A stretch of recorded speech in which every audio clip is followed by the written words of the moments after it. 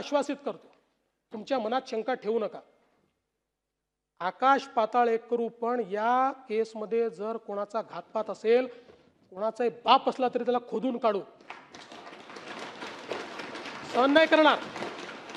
कदाचित तुमच्या तीव्रतेपेक्षा माझी तीव्रता कमी असू शकते, पण इतकी बोथट नाही आहे की अजितदादांच्या केसमध्ये कोणी कॉन्स्पिरसी करेल आणि आम्ही त्याला सोडून देऊ, त्याचा मुर्दाही खणून काढू, एवढं तुम्हाला मी आश्वस्त करतो.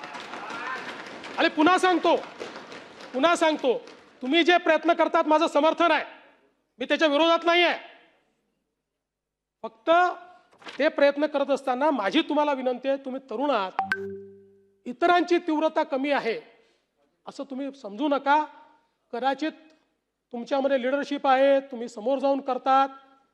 काही असे असतील की ज्यांना मनातलं वाटतंय, पण ती लिडरशिप त्यांना दाखवता येत नाही किंवा त्यांच्यामध्ये ती कार्यपद्धती नाही आहे.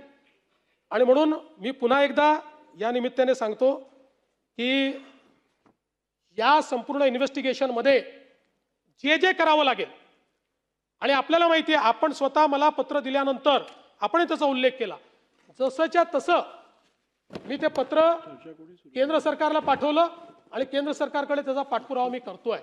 आणि म्हणून निश्चितपणे या संदर्भात मला असं वाटतं की कोणत्याही परिस्थितीमध्ये आपण यात काहीही चुकीचं हे होऊ देणार नाही, हे या निमित्ताने मी आपल्याला सांगतो. खरं म्हणजे